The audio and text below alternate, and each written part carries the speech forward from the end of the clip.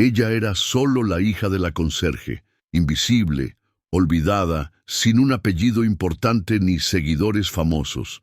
Pero en un abrir y cerrar de ojos, Andrea fue arrastrada al universo de Ricardo Santoro, el empresario más temido e implacable de Buenos Aires.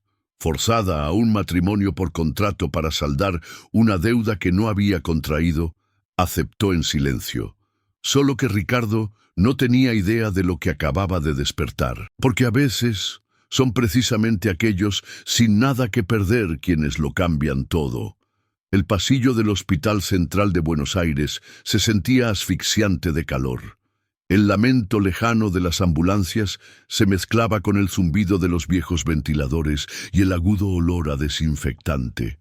Andrea, con los ojos enrojecidos y los dedos temblorosos, apretaba la mano inconsciente de su madre en la camilla. «Cansancio extremo», murmuró el médico. «¿En cuántos trabajos labora?», preguntó, sin levantar la vista de su portapapeles. «En 3», respondió Andrea con la voz quebrada. Justo en ese momento, 2 hombres de traje oscuro entraron, ignorando a la recepcionista. «¿Andrea Molina?», llamó uno de ellos, ya esperando que ella lo siguiera. «¿Quiénes son ustedes?», desafió ella, desconcertada. «El señor Santoro exige su presencia, ahora mismo». Horas más tarde, sentada frente a una mesa de cristal, con vistas al horizonte de Puerto Madero, escuchó su sentencia. Su antiguo socio desapareció con más de $500,000 a su nombre, y ahora o se casa conmigo o su madre pierde todo lo que tiene.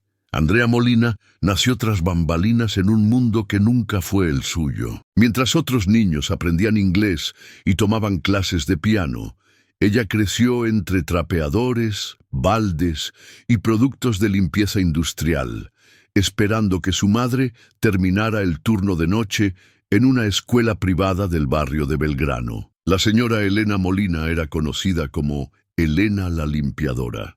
Discreta, puntual, siempre con un tupper y un dolor oculto en la espalda. Desde pequeña, Andrea entendió 2 cosas: que sería juzgada por lo que vestía, y por eso, aprender a coser podría ser su escudo. A los 13 reformaba ropa usada. A los 17 cosía vestidos para las vecinas. A los 23 instaló un taller improvisado en el patio trasero de su casa. Era pequeño, pero era suyo. Y luego llegó Pablo. Una sonrisa amplia, palabras amables, la idea de abrir un negocio de ropa juntos. Hablaba del futuro con tanta ligereza que Andrea le creyó. Firmó contratos sin leerlos realmente, prestó su nombre para abrir una cuenta comercial y, meses después, despertó sola. El taller cerrado, la cuenta congelada, la deuda, $612,800 a su nombre. La policía dijo que Pablo había huido del país. El banco dijo que la deuda era suya y su madre dijo que lo resolverían. Pero su cuerpo también comenzó a pasarle factura. Un desmayo en el trabajo se convirtió en una hospitalización. Y allí, con su madre en una camilla y la humillación aferrada a su pecho, Andrea escuchó la propuesta más absurda de su vida. Ricardo Santoro, presidente de un imperio inmobiliario, no buscaba perdón ni piedad. Quería una fachada. Necesitaba una esposa antes de fin de año para asegurar el control de Santoro Holdings. Su abuela, la matriarca del grupo, amenazaba con retirar su apoyo de la junta si él no formaba una familia decente. Es solo por un año. Usted firma, sonríe para las cámaras, cumple su papel. A cambio, su deuda desaparece y su madre regresa a casa. Andrea tragó con dificultad. «Esto es un secuestro con anillo de bodas», murmuró, más para sí misma que para él. Pero cuando recordó la escena del hospital, su nombre manchado y el taller ahora en ruinas, supo que no tenía elección. Fue allí donde todo comenzó a desmoronarse. Andrea nunca anheló el lujo. Nunca soñó con aparecer en portadas de revistas, ni asistir a cenas donde nadie conocía su nombre. Todo lo que deseaba era respeto. Una habitación con máquinas ordenadas, mujeres de comunidades desfavorecidas aprendiendo un oficio, una guardería cerca para que ninguna madre tuviera que elegir entre su hijo y su sustento. Un lugar donde nadie tuviera que disculparse por ser pobre. Y eso fue lo que le exigió a Ricardo. Si voy a participar en esta farsa, quiero algo a cambio. Usted financiará un centro de capacitación para costureras en el barrio de La Boca, cursos, instalaciones, dignidad. Y no solo poner su nombre en el edificio, quiero un proyecto real. Él la miró como si hubiera pedido la luna. Luego sonrió, cínico, valiente o insensata, pero interesante. Días después fue empujada al universo Santoro. El penthouse en Recoleta tenía un ascensor privado, 2 chefs, una estilista personal y una asistente llamada Sofía, que la miraba como si fuera suciedad traída de la calle. «Necesita aprender a caminar con tacones antes de la cena de presentación», afirmó. La familia Santoro no tolera modales de barrio. La noche señalada, Andrea vistió un vestido rojo alquilado, maquillaje aplicado por un equipo que apenas la saludó y un collar prestado cuyo valor era suficiente para comprar 2 apartamentos en Villa Crespo. La cena fue en la mansión de la matriarca, la señora Graciela Santoro. La casa parecía un museo de mármol y silencio. En el centro de la mesa, candelabros que solo había visto en películas. A su alrededor, miradas punzantes y preguntas disfrazadas de curiosidad. «Andrea, ¿verdad? Un nombre tan común», dijo una de las cuñadas de Ricardo, sosteniendo una copa de vino como si fuera su propio ego. «¿Y usted realmente cose? ¿Así como con las manos?» Ella respiró hondo. Respondió con firmeza, pero sin arrogancia. Y fue entonces cuando la señora Graciela habló, desde sus 82 años. «Quiero entender, ¿qué fue exactamente lo que hizo que mi nieto, con todas las opciones del mundo, la eligiera a usted?» Silencio. Todos esperaban una respuesta dulce, modesta, quizás agradecida. Andrea enderezó su postura. «Quizás porque no lo necesito», la habitación se congeló.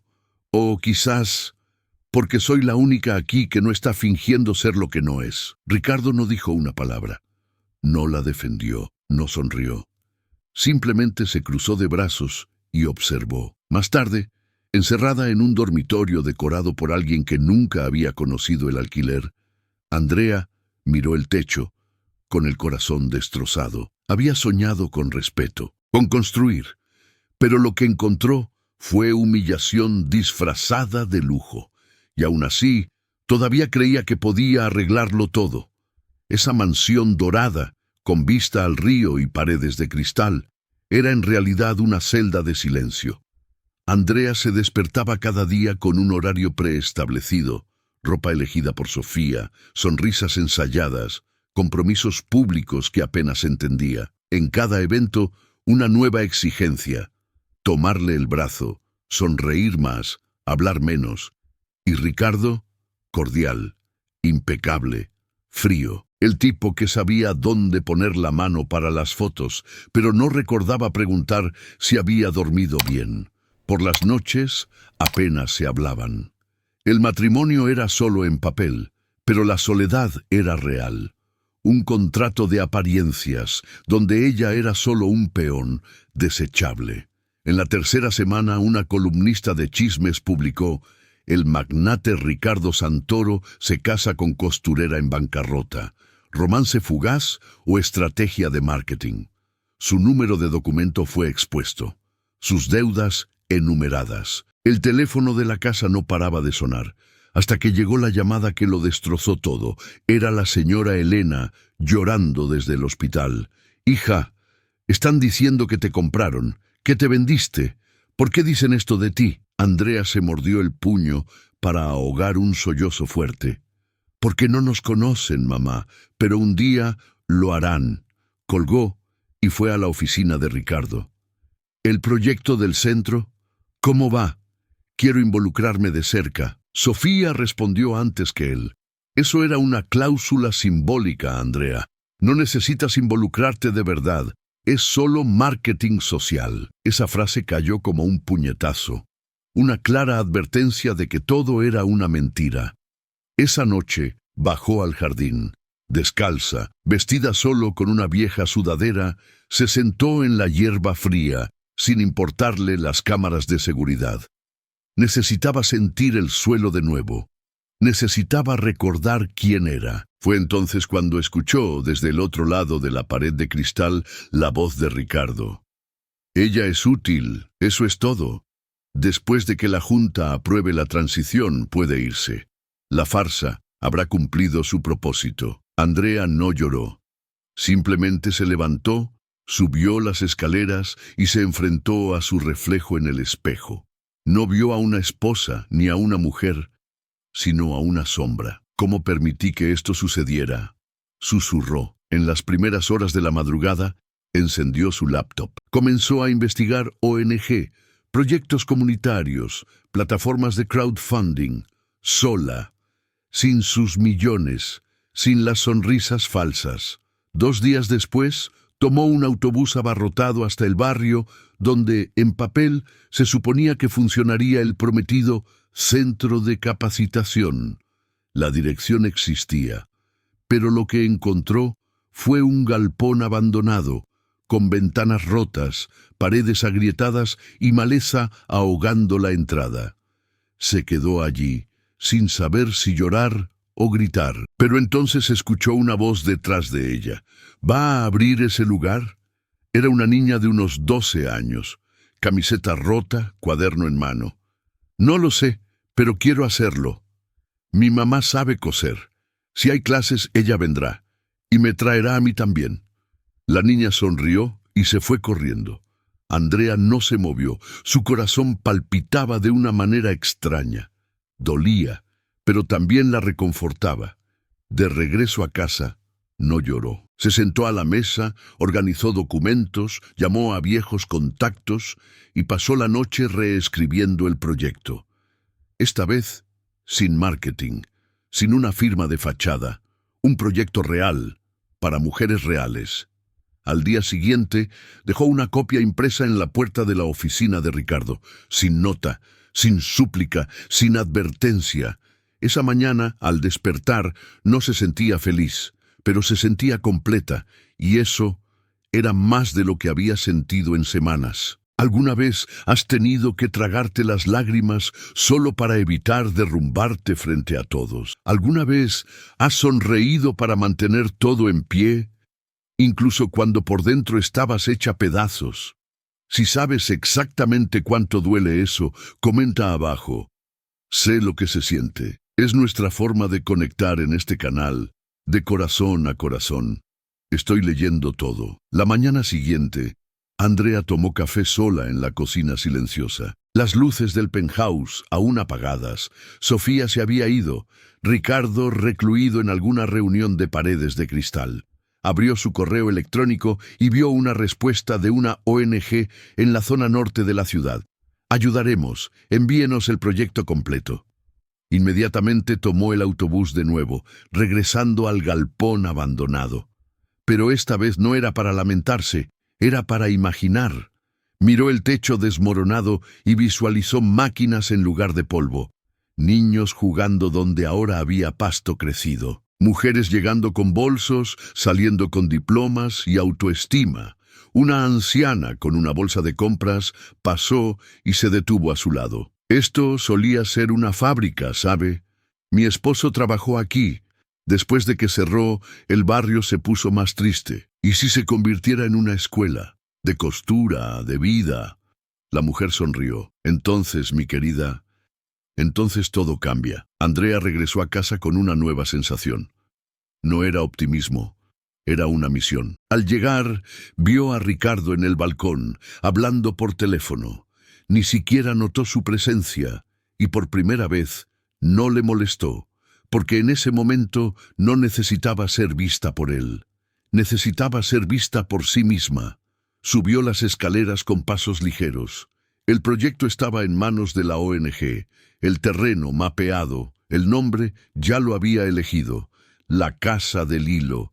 Casa porque quería que todas se sintieran bienvenidas.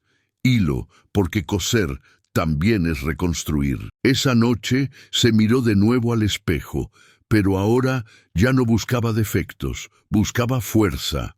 Por primera vez en semanas se recogió el cabello como lo hacía en su antiguo taller de caballito. Tomó su viejo cuaderno con patrones dibujados, se puso el lápiz detrás de la oreja y sonrió. No sabía si todo saldría bien. No sabía si Ricardo leería el nuevo proyecto o si le importaba. Pero, por primera vez, quería intentarlo. Al día siguiente, la mesa del desayuno estaba puesta, pero vacía, sin nota, sin mensaje. Andrea se sentó sola, con una carpeta en la mano y el proyecto revisado. Anotaba ideas, resaltaba plazos, bosquejaba organigramas como si el mundo entero dependiera de ese papel. Ricardo pasó a su lado apurado, de camino a otra reunión. Se detuvo un segundo, echó un vistazo a los papeles y continuó sin decir una palabra. ¿Y ella? No se inmutó. Por primera vez, no estaba esperando su aprobación. Esa semana, Andrea visitó 2 ONG. Se reunió con arquitectos voluntarios y contactó a una exinstructora de costura jubilada. Lentamente, en silencio, estaba construyendo una red. El viernes, cuando Ricardo llegó a casa temprano, encontró un sobre manila en su escritorio. Dentro, el nuevo proyecto, completo, con un mapa, presupuesto, análisis de impacto social e incluso un cronograma de ejecución. Sin firma, sin petición. Solo un título en la portada. La Casa del Hilo, por Andrea Molina. Esa misma noche, ella estaba en la sala, ajustando el dobladillo de un vestido que Sofía había mandado a acortar. Sin preguntar, claro, cuando Ricardo apareció en la puerta. ¿Todavía cose?, preguntó, como si fuera un defecto. Todavía respiro también. ¿Quieres saber por cuánto tiempo?, respondió ella, sin desviar la mirada. Él dudó, luego se fue. Silencio. Pero algo estaba empezando a cambiar. El sábado, Ricardo no fue a la oficina.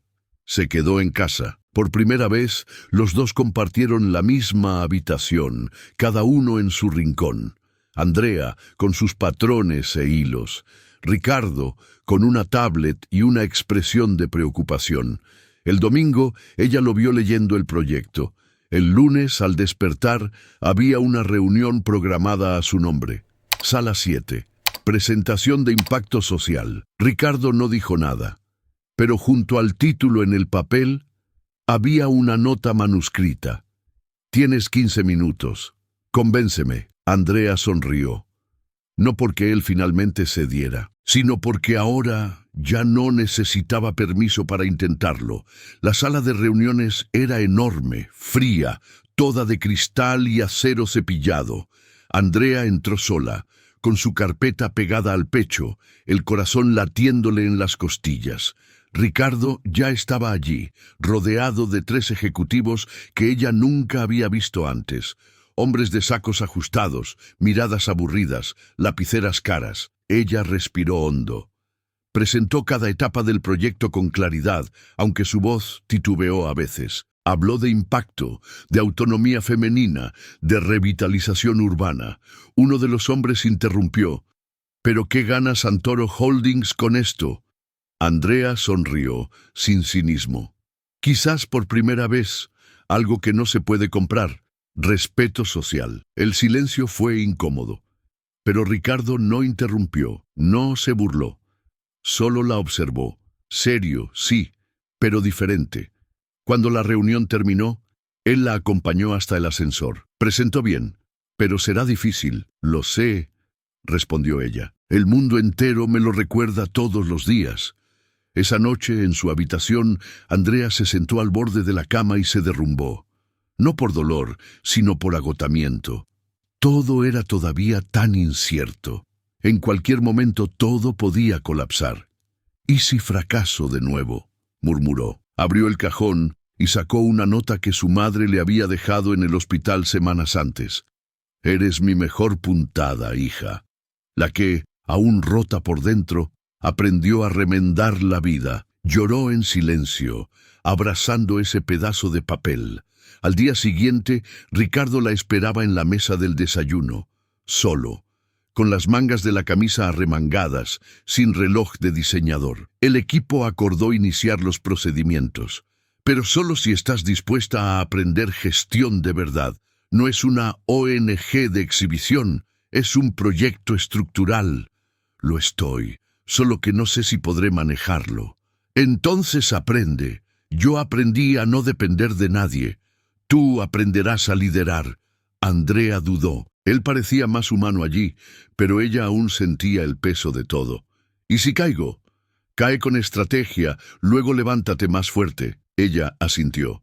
No era una promesa, era un pacto silencioso. Pero entonces su teléfono sonó. Él contestó, palideció. Se levantó bruscamente. ¿Qué? ¿Cómo que colapso? El mundo se congeló a su alrededor. ¿Qué edificio? Preguntó Ricardo, ya de pie. Al otro lado de la línea, voces agitadas, palabras entrecortadas, sirenas de fondo. Uno de los edificios en el Bajo Belgrano. Parte de la estructura se derrumbó. 3 trabajadores heridos, uno en estado crítico. Colgó el teléfono, con los ojos desenfocados, el rostro pálido. Necesito irme. Andrea se levantó también. Entonces ve, pero no vayas solo. Media hora después llegaron a la obra. Patrulleros, ambulancias, periodistas, polvo en el aire, gritos. Un grupo de trabajadores miraba al suelo, como si esperara respuestas que nadie podía dar. Ricardo salió del auto sin su saco, sin su armadura habitual, sin su escudo. Caminó directamente hacia la zona de riesgo, sin esperar autorización. Andrea lo siguió, ignorando las advertencias de seguridad. Encontraron a uno de los heridos sentado en un rincón, con el brazo vendado y la cara manchada de polvo. ¿Estás bien?, preguntó Ricardo, arrodillándose frente al hombre. Perdí a 2 amigos hoy, pero estoy respirando. Eso es más de lo que esperaba. Ricardo bajó la cabeza. Lo siento, esto es mi culpa. El hombre lo miró fijamente. Culpa de los que firman sin ver, de los que confían demasiado en quienes no deberían. Allí, en el barro, Ricardo entendió. No se trataba solo de un edificio, se trataba de todo, de la forma en que había vivido, de lo que había ignorado, de lo que había permitido en nombre del poder. Horas después, de regreso en la sede de la empresa, los accionistas estaban reunidos. Exigían su renuncia inmediata. Santoro Holdings no puede soportar este escándalo. Su permanencia será costosa. Ricardo escuchó en silencio. Cuando le dieron la palabra, miró a Andrea, que observaba desde la puerta. Y entonces habló. Si me voy ahora, salvan la fachada, pero pierden los cimientos. Porque la verdad es que este lugar está podrido por dentro, y yo fui parte de ello. Se volvió hacia los demás. Pero si quieren reconstruir, con transparencia, ¿verdad? Impacto real, entonces hagámoslo.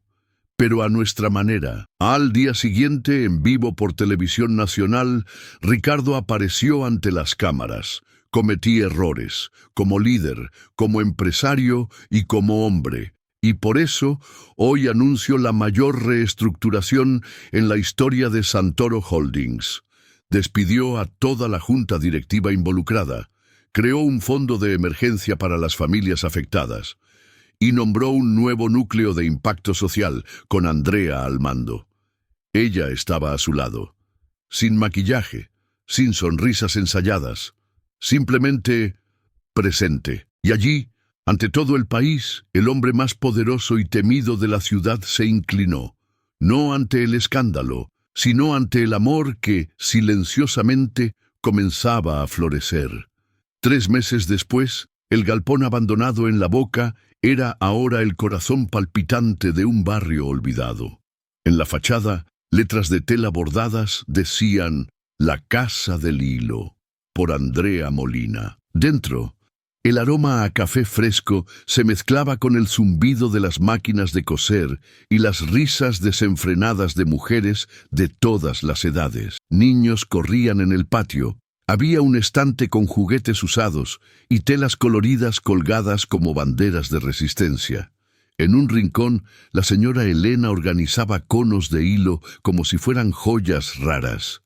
Sonreía con un delantal floreado, el mismo que usaba cuando limpiaba baños. Solo que ahora nadie le dictaba. Andrea estaba en el centro de la sala, enseñando una puntada difícil a una estudiante adolescente. Tira, gira, respira. Eso es coser.